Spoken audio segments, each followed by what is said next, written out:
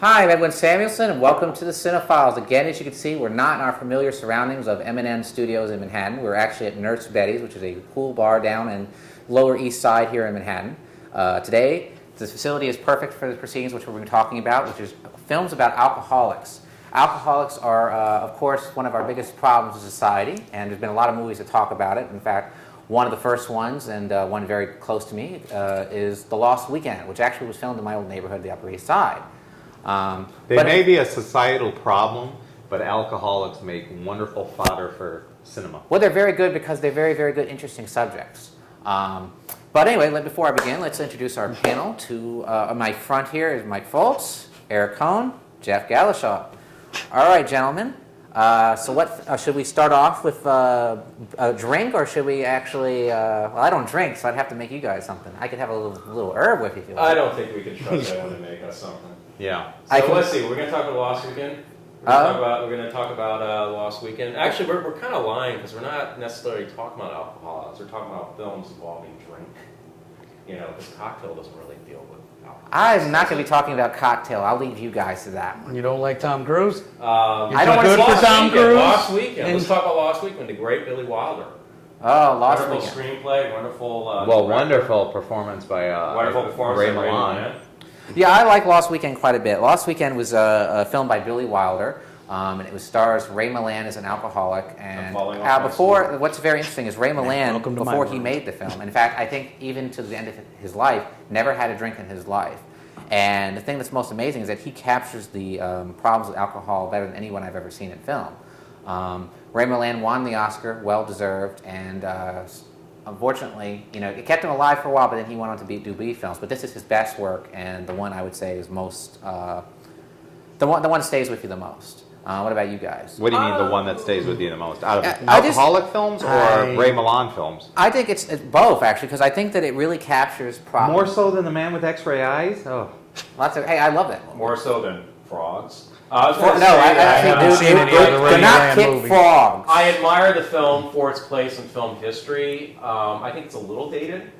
I wouldn't say it's the best presentation of alcohol I've ever seen. I mean, you know, Ray Milland gets a little melodramatic. You know, like especially those drinking hallucination scenes. And to tell you honestly, they're very cheesy. The animation. Me being practically a professional drunk, I've never hallucinated bats in my drunken stupors. Or animated bats. Or animated. Well, it wasn't it? I thought it was like a fake. It's not like an animated bat. It's like a fake. They're bad. Bat, well, they were bad. That was the one. Universal horror bat. I watched the movie with my mom, and she was into the film until they came to the bats, and she's like, "Oh, what's that?" So if mom is all of a sudden heckling that part of the film, not a great idea. I mean, they could have at least maybe borrowed the animators that did Spellbound to get the bat hallucination scene a little bit better than having whatever they had. But I do admire the film for the time it was made. I think it was a very brave film because not a lot of people were talking about alcoholism in those days. I think it was around that time that Alcoholics Anonymous started to come about. It's fairly recent in our history. It was like the late 30s, early 40s, I think. I think, if you're going to, on previous films, I know our young Mr. Samuelson has criticized A Gentleman's Agreement for being preachy and dated, but you can say the same thing about, it doesn't mean that's any less a good film. Yeah. But that was a dig at Edwin Samuelson, by the way. Well, at times the film to me drinker feels, well, I'm not that big of a drinker either. I'm more of a social drinker. He just takes his booze home with him. I've only had one drink in my life. Drinks alone. Well, I've always felt like The Lost Weekend, it sort of is like Days of Wine and Roses, where it feels, I guess maybe because I'm late generation, but it always felt like more of a kind of a made-for-TV movie-ish feel. I know it was hard-hitting back then, but watching it now, it just doesn't hit home for me. I like the little, the little points it makes, like how he's hiding his alcoholism, he's hanging the bottles outside of the window. I thought that was an interesting scene, and how he sort of kind of has a romance with, I guess you would call, the bar prostitute, who only goes to rich men. But other than that, to me, the film kind of just ran the same length of like Days of Wine and Roses, where it's almost, you could connect the two and it still plays the same in my mind. Okay. That's interesting because I guess we can transition it because Days of Wine and Roses, where at times it might feel a little bit I don't think the problem with Days of Wine and Roses is dated. I think at times it feels like the actors are either chewing scenery too much or being a little preachy. Well, the issue with Days of Wine and Roses is it's sort of it's as much, if you want to blame it on anything, it's that transitional period in film acting where you're going from the classic sort of studio contracted players to the actor studio, like the more method actors, right? More method style, and it's sort of like uneasy, kind of like trying to figure out both in acting styles. So there are scenes, like the whole scene when Jack Lemmon's running through, the garden or the indoor garden thing, and just like ripping up potted plants and stuff. It's a little histrionic. Well, that's my problem also with half of the film, because it's like, I'm not. It's a spoiler, but you know how Lee Remick she started not being an alcoholic, and then he turns her into an alcoholic, and then by the end of the film, she's still an alcoholic, but he's cleaned himself up. And the scene that I know it wasn't meant to be funny, but had me laughing, but in a weird, messed up way, where he goes to the bar and steals a bottle, and the bartender catches him, throws him to the ground, says, "Oh, if you wanted a drink, you could have just asked me." And he starts pouring it on Jack Lemmon, and he has this like evil, like pirate laugh. It's like, And I was just like rolling my eyes watching that scene, though I found it funny, but I know it was supposed to like mean something if you were watching it when it was made, but I'm just sitting there thinking, this is so campy. I mean, Jeff has a very let me tell you dark my sense of guys. I gotta humor. tell you He my loves opinion on this seeing one. drunks humiliated. Edwin, before you say anything, could you get me a Tanqueray and tonic, please? What the fuck is that? I can get you a Bud. How about a Bud Behind Light? the bar. What are you doing behind the I'm not a bartender. Maker's Mark and meat, please. What the hell is that? Okay, well, So anyway, but I do want to say that Jack Lemmon, I felt, did give a good performance because he is one of my favorite actors. two things I'd like to say about Days of Wine and Roses is that it starts out, first of all, it's a head trip to see the credits and see that Blake Edwards is the guy that directed this. That's and you're my like, problem. And you're like, holy shit, there's really, except for the first 5-minute intro, there's nothing funny about this film at all. So it kind of throws you off your Blake Edwards thing. Mm-hmm. Secondly, And I'm gonna look at the camera, and I disagree with you. the editing, or not the editing, the tone of the acting and the way the momentum that the actors, the last third of the film, I find the actors really get their groove. Really, and Lee Remick really shows her chops off as an actress. I agree. Actually, she does well from the beginning of the film and carries it all the way through. Jack Lemmon, I think, doesn't really hit his stride until that final third of the film where he starts cleaning up. Here, Eric, here's your drink. It's wet. Drink it. Oh, it's a tab. No, it's my drink. It's called a Fast Eddie. It's a Diet Coke with ice. Enjoy it. All right. Well, this is how I feel about. Actually, I put some cyanide in there. All right. Here's my problem with Days of Wine and Roses.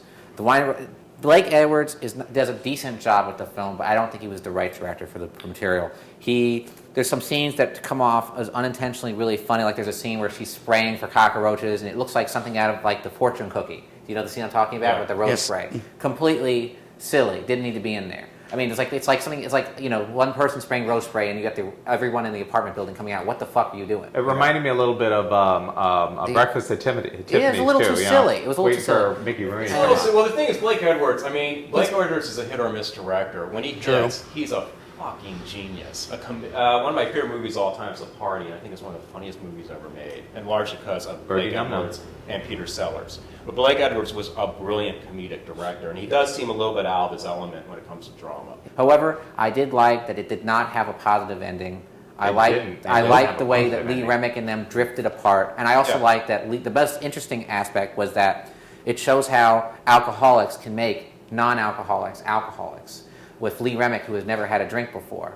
Mm-hmm. And I also thought the most interesting relationship, believe it or not, in the film was with the father and the Jack Lemmon character, with how he was very hateful of him. He was trusting, but yet he knew he had to deal with him, even though he really That was one of the best unsung performances of it. It was Lee Remick's father, or whoever that actor was. I forgot his name. He was very, very good. Definitely the most underrated film. Can I have an old fashioned, please? An old-fashioned.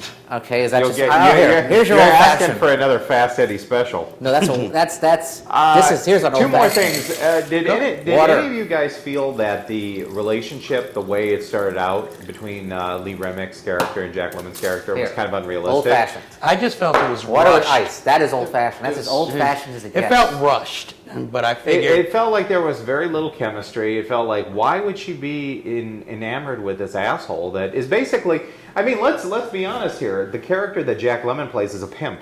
He's a pimp. Pretty much. Even though he is working, what would you say, promotional PR.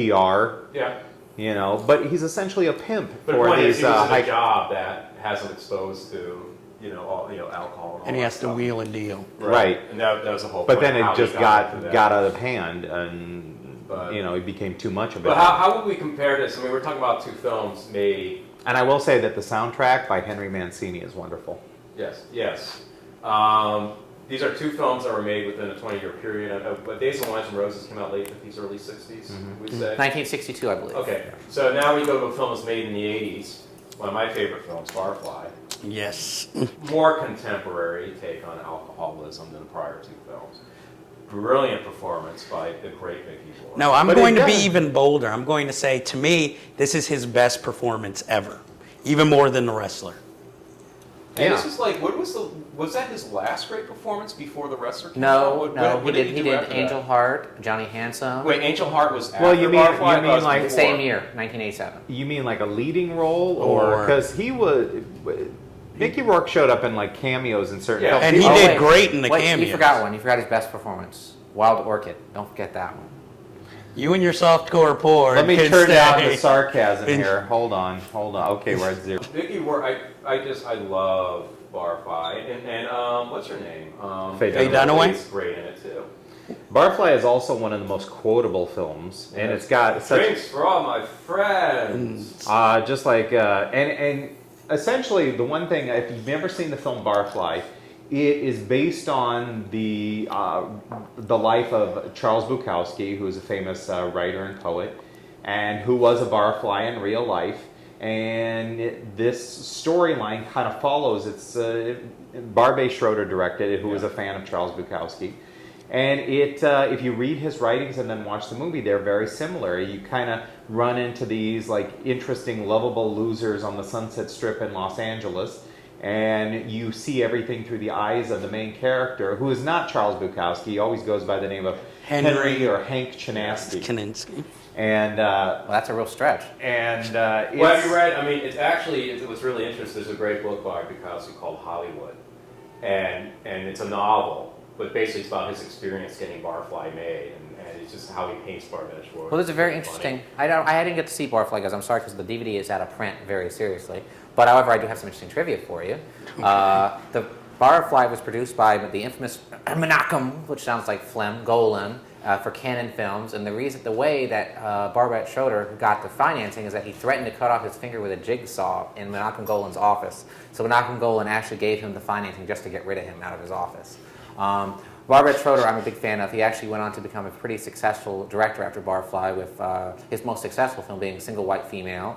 He also did a remake of Kiss of Death, and he also did a few other films in Hollywood. And Desperate Measures with Andy Garcia and well, Michael what's Keaton. I'll forgive him strange for that. is I thought Barbet Schroeder was an excellent director before he went Hollywood, because he made a very interesting documentary called Idi Amin Dada, all Which is based about on the African dictator the Idi infamous- Amin. Well, he was more of an artistic director before he went Hollywood.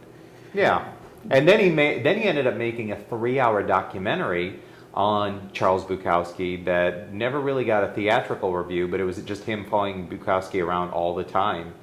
And that shows up on the Independent Film Channel every once in a while. I don't think you can get it on DVD, but I'm not sure. It would about be that. a great addition to the Barfly DVD. And another But- interesting trivia note too is Okay. that Cannibal Apocalypse, which is a movie I love, which is a great little movie. Somehow One of the we lead characters is always named end up Bukowski after Charles Bukowski. I'm sorry, I had to throw that in. That's all I got. Okay, well, I will say this about Barfly. As much as I love I'll have a drink. Mickey Rourke's performance, I also have to give credit to Faye Dunaway, who I rarely ever give credit to, because she usually plays these beauty queens or these high society women, and here she's like the down and dirty bar slut. And to me, that really was the first time she showed range to me. and I really enjoyed her performance.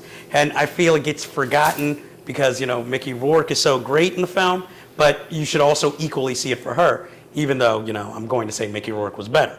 Interesting, too, to have Faye Dunaway as your leading lady, because she, I think, was like 20 years older than Mickey Rourke in that. She was born in 1940, so she would be, I believe, no, actually 1930. So she's actually, I think, was in her 50s, or no, maybe she was in her, yeah, she was in her 50s. No, she was in her 20s when she did Bonnie and Clyde. It was late 1960s. She was like in her late 20s, but yeah.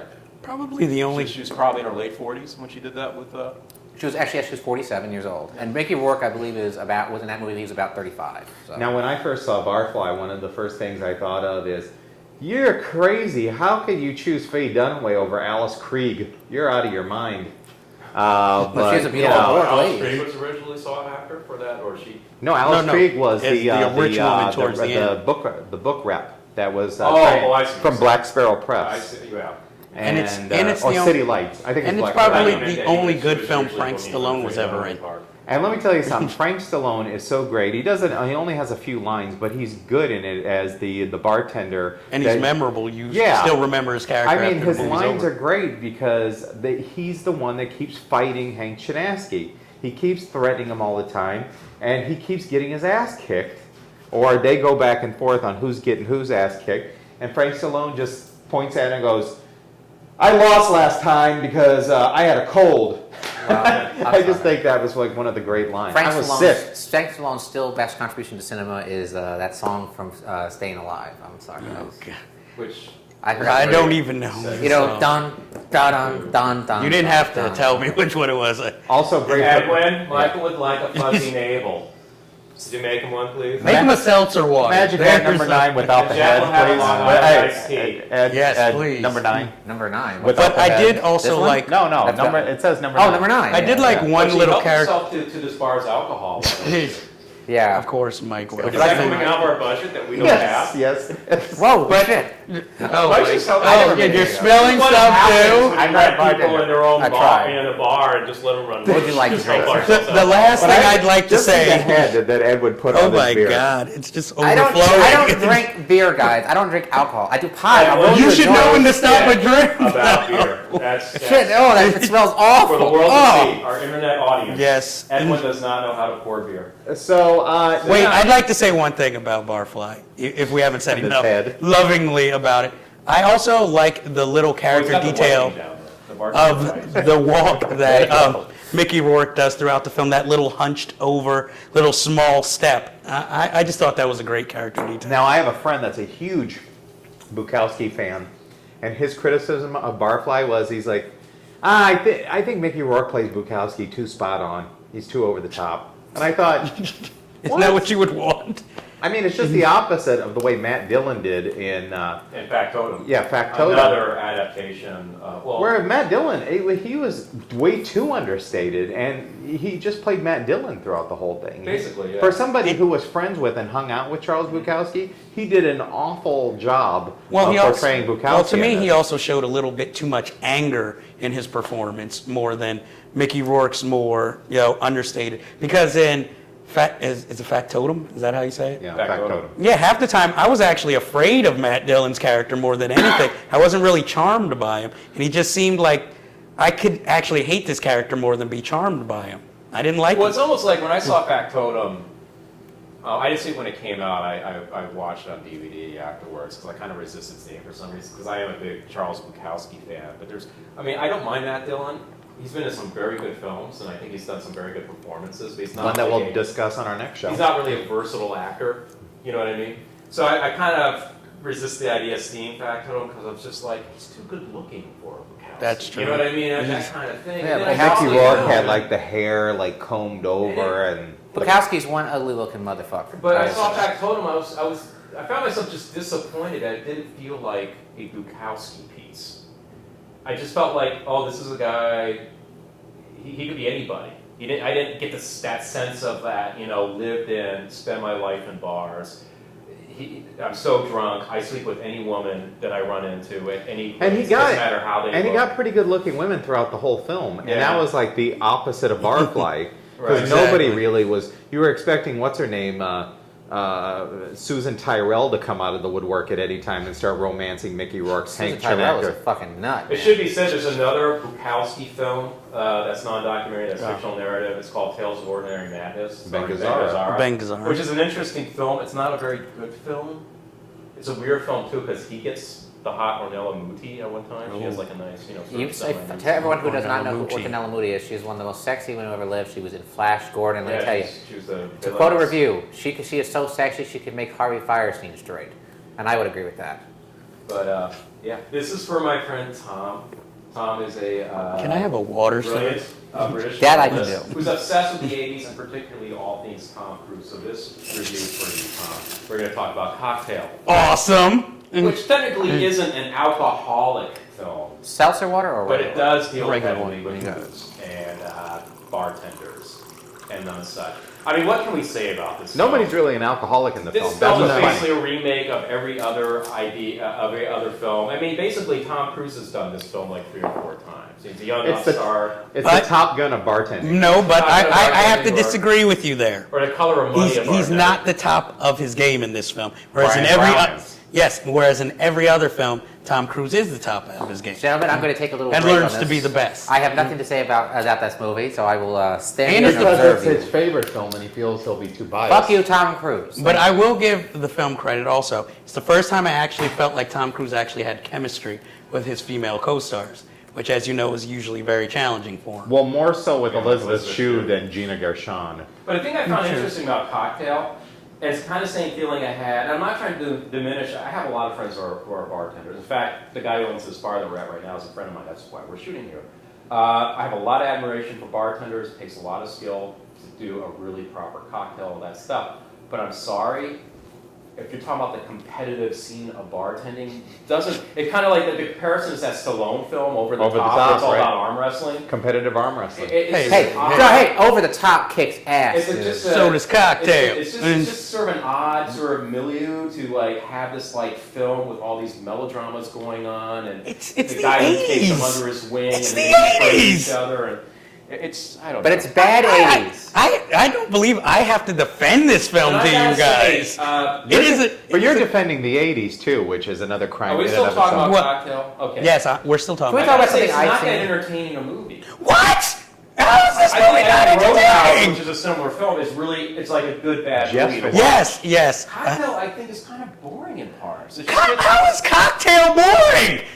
I was riveted. Oh God, I'm losing my voice. I was riveted the whole time watching this film. You sound like a May- gay queen. dude. Maybe it's because I watched it when I was 10 years old. Do you like a fuzzy navel? I would like one, in fact. But I'm sorry. I don't not Wow. understand. I love this film. This is like one of my favorite bad movies. I can watch it from beginning The to end. scotch is affecting his vocal It's cords. no doubt. I- No, my Is job this is affecting water the you vocal. poured me? No. This is your water. Would This you is like, would mine. you like a beer? I took a gentleman, I took a date to Cocktail, and I remember being pretty entertained throughout the film. And then at the end, I got out, I looked at my date, and said, "What'd you think?"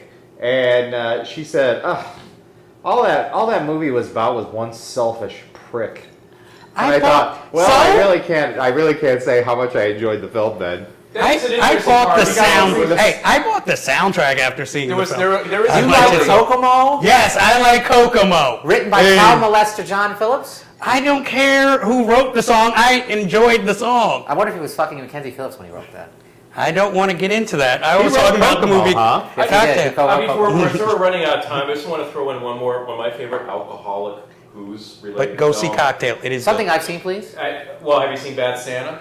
Yes, Bad Santa. Yes, I have seen In fact, I I think can it was the most comment on it. overrated film that came out the year it came out. Was that 3 years ago? Can't remember. It was 2004, I believe. Christ, Billy Bob Thornton's funny in that. Christ, is that a funny? It is a very funny movie, and I like That Bill it's, Murray, interestingly enough, turned down. And I mean, he regrets it to this day. But I have to say, And I Billy love Bob that the Thornton's character phenomenal. has no redeemable qualities whatsoever, and just stays that way throughout the And entire. he still gets what's her name from Gilmore Girls, Yeah, Lauren There is a- Ambrose. My But- favorite. Or yeah, not go ahead. Ambrose. But my only problem with the film is that ever since that film, Billy Bob Thornton has played that character in similar movies. Not Actually, to such great that effect. was Bad probably News his Bears. last good film. Exactly, because he tried it with the Bad News Bears remake, and it didn't work And out. now he released an album of like The country Box rock Masters. Well, Where he says he's not an actor. The best point you bring up is the wonderful, wonderful director Terry Zwigoff made a completely irredeemable character in Billy Bob Thornton's Santa, or the guy that plays Santa. And yet, I don't know. I feel bad that they kind of put a little happy ending on it. I don't think they should Yeah, have. it's kind of a pseudo happy. Yeah. Can I give you my 2 cents, guys? I haven't said anything. Go for it. Yeah, I haven't said anything. So The mustache has, though. yeah, The mustache says John Holmes. It's hey, thanks. That means I got the equipment because I'm a He sweet. looks like a bartender now. Yeah, the hat, the Can I mustache. get you a beer? Holy moly. Can I get you a beer? What do we got? We got. Are you going to tell us your 2 cents? Yes, I'll tell you my 2 cents. We don't have okay. too much time. The thing that I love about Bad Santa is that there is nobody likable in this film. And in fact, my favorite gag is the scene there's a scene where about a person not shitting right for a week, which is a little running gag. There's a scene where you see Billy Bob Thornton screwing a woman in a woman's changing room. And Bernie Mac discovers them in John Ritter. It is my favorite little The scenes scene. between Bernie Mac and John Ritter are some of the funniest. They really are funny. They're- He's trying to complain to him, saying, "Well, You know, John he had Ritter's last anal sex in performance. the show." What? That's John Ritter's last film. And it's a great one to go out on. Yeah, it was. It was a really good way. So we got to wrap it up because we're running out of stuff. Before I go, would you like a Or drink for the tape road, sir? Stuff.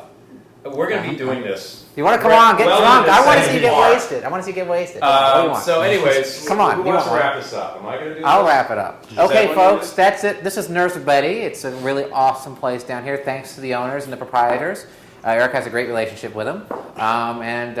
We'll be continuing our talk on substance abuse with actually a show dedicated to substance abuse films, which will be Panic at Needle Park will be among them and a few others, but basically junkie films. Anyway, tune in for that. And again, thank you for tuning into the CineFiles. I'm your host, Edwin Samuelson. And until next week, ta-ta. And Cocktail is awesome. Cocktail sucks, dude. It feels Cocktail, awesome. man, you got the side of Elizabeth Death Shue's Wish 3 breast. is the Edwin, best could you bad make movie. me a gin fizz? please? Cocktail. I can make you awesome. one of these. What do you want? Thank you. I don't know what Brooklyn Lager. What is Eric, it? We're at Nurse Betty on the Lower East Side in Norfolk Street. This is Frico, who's the bartender. Nice to meet you guys.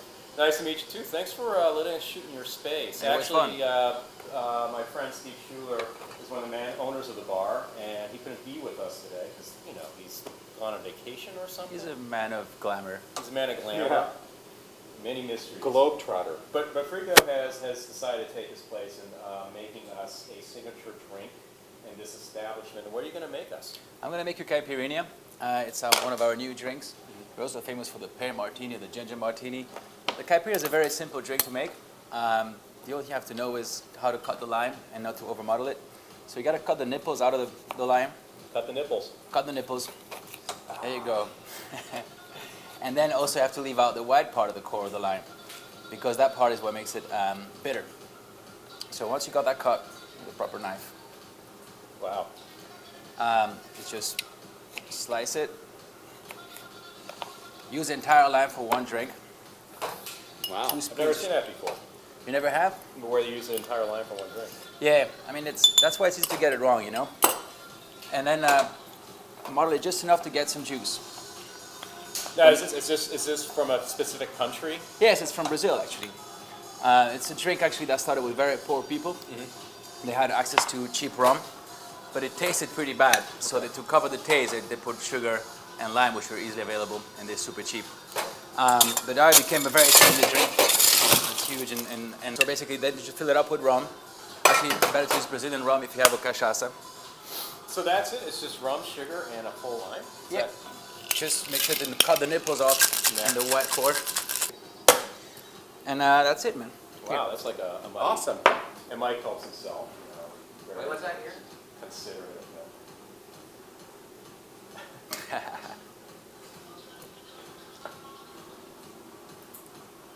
That is damn good.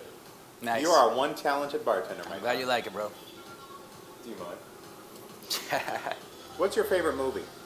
My favorite movie, I like black and white movies. Lady from Shanghai. Yeah. It's an Orson Welles movie. Lady from Shanghai. Interesting. Yeah, big the Orson famous Welles fan. mirror scene. Yeah, exactly, at the end. Yeah. He's a badass. I like all his lines. Now, do you think Orson Welles' character would be far improved if he was from Argentina? No. No. No, he's perfect.